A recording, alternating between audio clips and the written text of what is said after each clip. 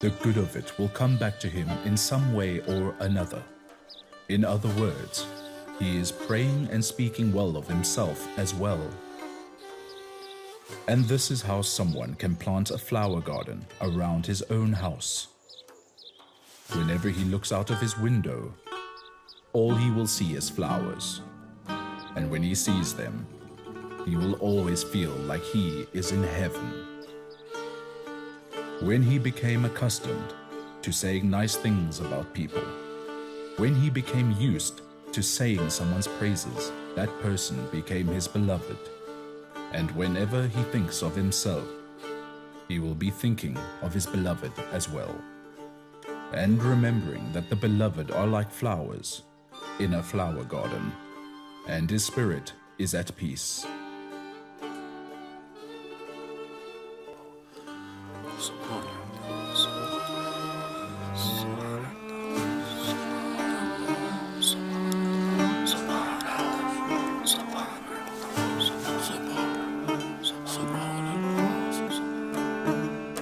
From Genghis, the son of Yesugei, the Sultan of Iran, Muhammad Kharazm Shah. I'm telling the Sultan what Gaya Khan, the ruler of the city of Otrar, did was disgusting and disturbing. Based on the good relations between you and I trust that you will accept and grant me my request for Gaya Khan, ruler of the city of Otrar, to be handed over immediately to my messenger and men immediately. And if not, the friendship accord between our two nations will be void. While Genghis the Mongol has to pay for his brash words towards you.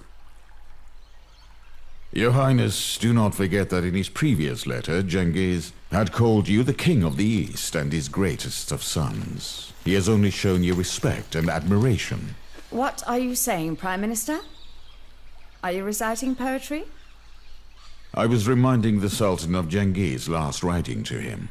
You see, the difference between what Genghis had written to us in that peaceful letter and the one we received from him today is Gaya Khan and the killing of the Mongol merchants. Gaya Khan was only following the Sultan's orders. And besides, they were not mere merchants, they were a bunch of spies. The so-called peaceful letter that Genghis wrote the Sultan was just a disguise to belittle the Sultan by calling him his son. And perhaps if he had received a proper reply to that letter, he would not suddenly be demanding the handover of the ruler of Otrar so brazenly now. I swear to God, I will cut him up into pieces with the sword in my hand. In my opinion, the Sultan must have fire in one hand and water in the other. There is always a way to control the furor. How is that? By handing over the border guard of the Khwarezm king to those desert-dwelling Mongols, you think? You mean a bunch of vicious desert dwellers can have their way when it comes to the Sultan of Khwarezm? This doesn't make any sense at all. Huh. Is this really your advice to the king of the land of Iran? Your Highness, may you live a long life. I know it is true that Gaya Khan is your nephew, but this does not... These men aren't messengers. They are those who will shout out the humiliation of the Sultan to the world. It does not matter who Gaya Khan is, except that he is the appointee of the Sultan. And even if Genghis had asked us to turn over a simple foot soldier to him, I still would have said the same thing. And any agreement we have now with Genghis is equivalent to defeat and surrender. And if we do surrender, this won't be the last request he sends us. Soon he will be sending his messengers over to ask for the women of the Sultan's harem.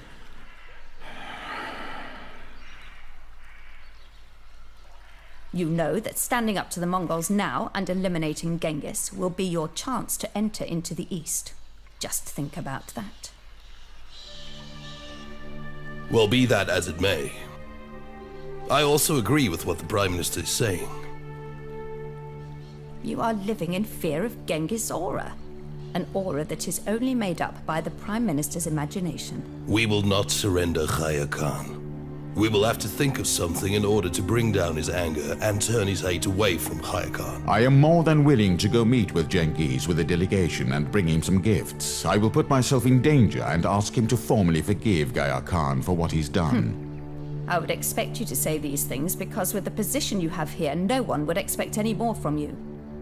I am the Queen Mother of this land, Prime Minister, and my son is the Sultan of Iran. Unfortunately, you are not intelligent enough to comprehend what worries us. What you are saying here, Mother, is without a doubt creating a war between us and Genghis. A war without a cause. And that is a mother's enmity towards her son. Enmity? What enmity? You have shown so much enmity towards me and your crown prince and his mother who died because you were so unkind to her. You opened your arms to women from all over India and Balkh and Samarkand and Bukhara. And when did I ever point a sword towards you? Don't speak nonsense, Mother, and don't try and scare me with a war, because I have been at war for the last 30 years. Then why are you not fighting? There's no glory in this war, Mother. And I sense that the hatred is not coming from Genghis' tent, but from within the walls of this palace. Every time I come back home, victorious from a war, you were never happy to see me. You have always wished me dead, Mother. You've always wanted vengeance, haven't you? For the brother that you wanted to become king instead of me.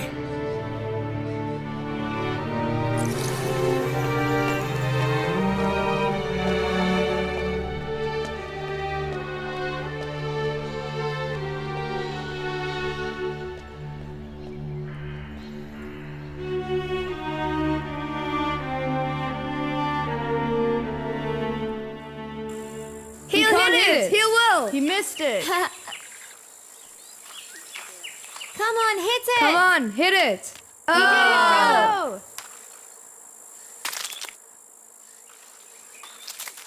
Guys, come on, stop back.